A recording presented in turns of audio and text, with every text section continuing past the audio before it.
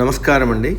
మహాభారతంలో నేడు 31వ అధ్యాయము అంశము ఋష్యశృంగుడు. వినిపిస్తున్నది మీ విజయభాస్కర్. ఇంద్రియ ఆనందంలో ఏమీ ఎరగకుండా ఎవరైనా బాల్యం నుంచి పెరిగితే అతడు నిరంతర బ్రహ్మచర్య వ్రతుడు అవుతాడని అనుకోవడం పొరపాటు. సన్మార్గం కలవాడైన ఆ సన్మానార్హత ఎల్లకాలం నిలబడదు. దీనికి ఉదాహరణగా ఈ దిగువ కథ రామాయణంలో ఉంది. కానీ కథలో కొన్ని మార్పులు ఉన్నాయి. సృష్టికర్త బ్రహ్మలా ప్రకాశించే విభాండకుడు అనే మహాముని తన కుమారుడు ఋష్యశృంగుడితో అడవిలో నివసిస్తున్నాడు. ఋష్యశృంగుడు తన తండ్రిని తప్ప ఓ పురుషుణ్ణి కానీ స్త్రీని కానీ చూసి ఎరగడు. అసలు ప్రజల్నే చూడలేదు. అంగదేశంలో ఒకసారి భయంకరమైన కరువు వచ్చింది. వర్షాలు లేక పంటలు ఎండిపోయాయి. ఆహారం దొరక్క ఎంతోమంది ప్రజలు మరణించారు. సజీవ జంతుజాలం ఎంతో కష్టదశలో ఉంది. ఆ దేశ రాజు రోమపాదుడు బ్రాహ్మణుల వద్దకు వెళ్ళి తన దేశాన్ని కరువు నుంచి రక్షించే మార్గాన్ని ఉపదేశించాలని వేడుకున్నాడు. దానికి బ్రాహ్మణులు, ఓ రాజోత్తమ, ఋష్యశృంగుడనే ఒక ఋషి బాలుడున్నాడు. అతడు నిష్కలంక బ్రహ్మచారి. అతన్ని మన రాజ్యానికి ఆహ్వానించండి. తాను ఎక్కడికి వెళ్ళినా అతడు తన తపశ్శక్తితో వర్షము సంపద తన వెంట వచ్చేటట్లు గొప్ప వరం సంపాదించాడు అని చెప్పారు. విభాండకుని ఆశ్రమం నుంచి ఋష్యశృంగుణ్ణి తన రాజ్యానికి తీసుకొచ్చే విధం గురించి రాజు తన మంత్రులతో చర్చించాడు. మంత్రుల ఆలోచన ప్రకారం రాజు తన పట్టణంలో ఉన్న అందచందాలు చతరతల గల యువతులకు ఋష్యశృంగుణ్ణి తీసుకొచ్చే బాధ్యత అప్పగించాడు. ఆ సుందరీమణులకు ఏమీ తోచలేదు. రాజాజ్ఞ ఉల్లంఘన భయంకరమైనది. అటు ఋషి ఆగ్రహానికి గురి కాగలమేమో అని భయం. భగవంతుడిపై భారం వేసి తాము చేసే కార్యం దేశంలోని కరువును పోగొట్టి మంచి మార్గానికి తెచ్చే ఘనకార్యమని ఊహించి ఆ వనితలు తమ పనికి వెళ్ళడానికి నిశ్చయించారు. విభాండకుడి ఆశ్రమానికి బయలుదేరేలోపు తమ కార్య సాధనకు కావలసిన ఉపకరణాలన్నీ సిద్ధం చేసుకున్నారు. ఆ వనితల నాయకురాలు ఓ పెద్ద పడవను అలంకరించింది. పడవంతా ఫలవృక్షాలు, తీగలు, పువ్వులు ఉండేలా ఏర్పాటు చేసింది. ఆ తోట మధ్య ఓ కృత్రిమ ఆశ్రమాన్ని కూడా తయారు చేయించింది. నంది చెంత ఉన్న విభాండకుడి ఆశ్రమానికి సమీపంగా పడవను నిలిపారు. వనితలు అందరూ భయంతో ఆందోళనతో ఋష్యాశ్రమం దర్శించారు. వారి అదృష్టం కొద్దీ విభాండకుడు ఆ సమయంలో ఆశ్రమంలో లేడు. ఇదే మంచి తరుణమని భావించి ఒక సుందరి ఋష్యశృంగుడి వద్దకు వెళ్ళింది. ఆమె ఋష్యశృంగుడితో, ఋషోత్తమ, నీవు క్షేమమా? కావలసినన్ని దుంపలు పండ్లు మీకు దొరుకుతున్నాయా? ఈ అడవిలో ఋషుల తపస్సులు సక్రమంగా నెరవేరుతున్నాయా? నీ తండ్రి కీర్తి ఇంకా వృద్ధి అవుతోందా? నీవు వేదపఠనం చేస్తున్నావా అని అడిగింది. పూర్వం ఈ విధంగానే యోగక్షేమాలు అడిగేవారు. మంచి యవ్వనంలో ఉన్న మునీశ్వరుడు ఆమె అంత మాటల మాధుర్యం ఇదివరకు ఎన్నడూ వినలేదు. ఇలాంటి సుందర స్వరూప మనుష్య రూపమే చూడలేదు. నీవు ఎంతో ప్రకాశవంతంగా బ్రహ్మచారిణిలా ఉన్నావు. నీవెవరు? నీకు వందనం. నీ ఆశ్రమం ఎక్కడుంది?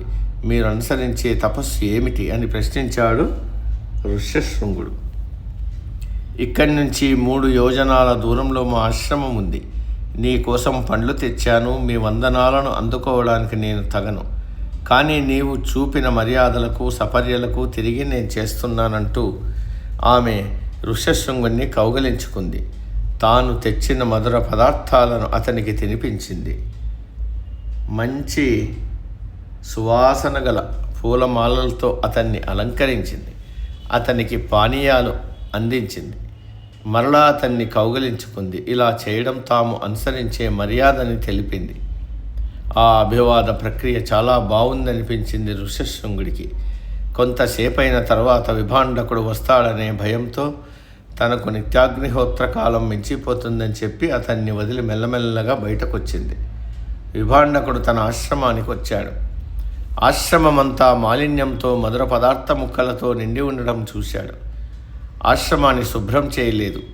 తుప్పులు, డొంకలు, తీగలు చిందరవందరగా ఉండి అసహ్యంగా ఉన్నాయి. తన కుమారుని మోహంలో పూర్వపు తేజస్సు కానరాకపోవడం గమనించాడు. అతడు ఆందోళనతో కలత చెందినట్లు కనిపించాడు. ఆశ్రమంలో చేయవలసిన మామూలు పనులు కూడా చేయలేదు. విభాండకుడు కొంచెం చికాకు చెంది కుమారుని ఇలా అడిగాడు. కుమారా, అగ్నిహోత్రానికి కావలసిన పవిత్ర సమిధలను తీసుకురాలేదు.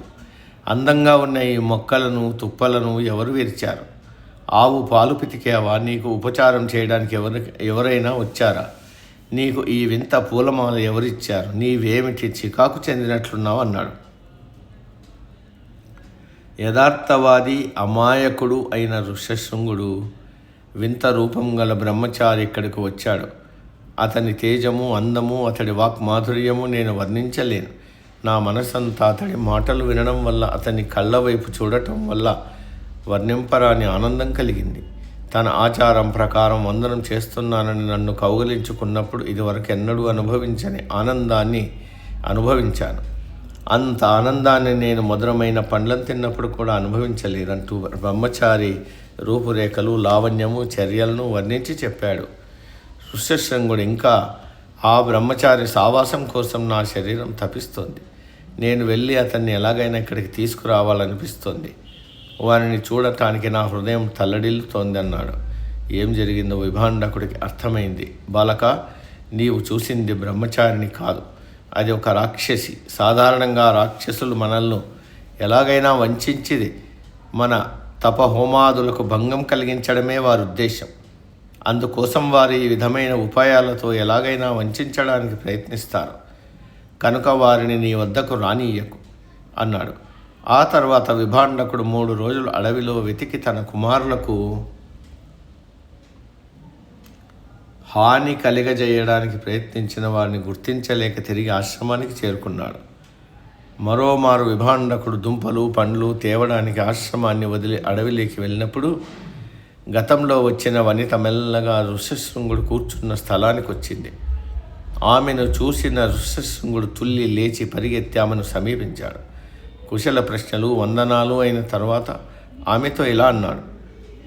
ఓ తేజశాలి అయిన బ్రహ్మచారి, నా తండ్రి వచ్చేలోగా మీ ఆశ్రమానికి పోదాం పదా అన్నాడు. వారిద్దరూ సమీపంలోనే ఏర్పాటు చేసిన పడవపై ఏర్పాటు చేసిన కృత్రిమ ఆశ్రమంలోకి ప్రవేశించారు. ఋష్యశృంగుడు పడవపైకి ఎక్కగానే పడవ కట్లు తెంపబడ్డాయి. పడవ సునాయాసంగా అంగదేశానికి చేరుకుంది. మార్గంలో ఋష్యశృంగుడు అన్ని విధాల ఆనందపరవశుడయ్యాడు. తాను అంగదేశానికి చేరుకునేసరికి అడవిలో తాను ఉన్న అవస్థగాక ప్రపంచ పోకడలన్నీ తెలుసుకున్నాడు. ఋష్యశృంగుడు రాక రోమపాదునకు ఆనందం కలుగజేసింది. తన శరీరానికి ఉపయోగకారి అయిన ఆ ముని కుమారుణ్ణి అన్ని విధాలా గౌరవించి అతన్ని తన కోటలో బాగా అలంకరించిన అభ్యంతర గృహంలో ఉంచాడు. బ్రాహ్మణులు చెప్పిన ప్రకారం ఋష్యశృంగుడు కాలు పెట్టింది మొదలు వర్షాలు కురుస్తున్నాయి. నదులు, జలాశయాలు నిండాయి. ప్రజలందరూ ఆనందోత్సాహాలతో ఉన్నారు. రోమపాదుడు తన కుమార్తె శాంతను ఋష్యశృంగుడికిచ్చి వివాహం చేశాడు. ఋష్యశృంగుడిని తీసుకురావడంతో తాను అనుకున్నట్లు జరిగిన విభాండకుడు తన కుమారుణ్ణి వెతుకుతూ వచ్చి తనను శపిస్తాడేమోనని రోమపాదుడు భయపడుతున్నాడు. కనుక రోమపాదుడు విభాండకుడి ఆగ్రహాన్ని తగ్గించడానికి ఓ ఏర్పాటు చేశాడు. విభాండకుడు తన రాజధాని నగరానికి వచ్చే మార్గంలో ఇరువైపులా పాడి, పశువులు, ఇతర సామాన్లు బారులు తీర్చి ఉండేలా ఏర్పాటు చేసి గోపాలకులతో వారెవ్వరు అంటే ఋష్యశృంగుడి నౌకర్లమని వారి జనకులు విచ్చేస్తున్నారు కావున వారిని గౌరవించడానికి అవసరమైన సపర్యలు చేయడానికి వచ్చామని చెప్పే ఏర్పాటు చేశాడు. ఆశ్రమ ప్రాంతంలో తన కుమారుడు కనిపించకపోవడంతో మహాకోపం చెందిన విభాండకుడు ఇదంతా అంగదేశపు రాజు రోమపాదుడు పని అని గ్రహించాడు. వెంటనే బయలుదేరి కొన్ని నదులను, గ్రామాలను దాటి రోమపాదుడు పట్టణానికి వస్తున్నాడు. అతన్ని భస్మం చేయాలన్నంత ఆగ్రహంలో ఉన్నాడు. తాను వచ్చే మార్గంలో తాను బస చేసే ప్రతి చోట తన కుమారుని గొప్ప గొప్ప పశువులతో నౌకర్లు ఆయనకు సపర్యలు చేశారు. తాను రాజధాని వచ్చేసరికి తన కోపమంతా దిగిపోయింది. తాను పట్టణంలో ప్రవేశించిన వెంటనే గొప్ప మర్యాదతో స్వాగతం పలికారు. ఆయనను రాజమందిరానికి తోడ్కొని వెళ్ళారు. ఆ మందిరంలో అతడికి తన కుమారుడు ఋష్యశృంగుడు సభ తీర్చి ఉండడం దేవరాజు అయిన ఇంద్రుడిలా కనిపించాడు. కుమారుని పక్క భార్య శాంత ఉన్నది. ఆమె సౌందర్యం విభాండకుడికి ఆనందం కలిగించింది. విభాండకుడు ఆమెను ఆశీర్వదించాడు. కుమారుడితో ఇలా అన్నాడు: రాజుకు కావలసింది చేస్తుండు. నీకు పుత్రోదయమైన వెంటనే వచ్చి నన్ను అడవిలో కలువు. ఋష్యశృంగుడు తండ్రి ఆజ్ఞ ప్రకారమే చేశాడు. యుధిష్ఠిరుడికి లోమనుడు ఈ కథను చెప్తూ ఇలా అన్నాడు: దమయంతి నలుడు, సీతారాముడు, అరుంధతి వశిష్ఠుడు, లోపాముద్ర అగస్త్యుడు, ద్రౌపది నీవు మాదిరిగా శాంత ఋష్యశృంగుడు యోగ్య కాలంలో అడవులకు వెళ్ళి శేష జీవితాన్ని అన్యోన్య ప్రేమతోనూ భగవంతుని పూజలోనూ గడిపారు.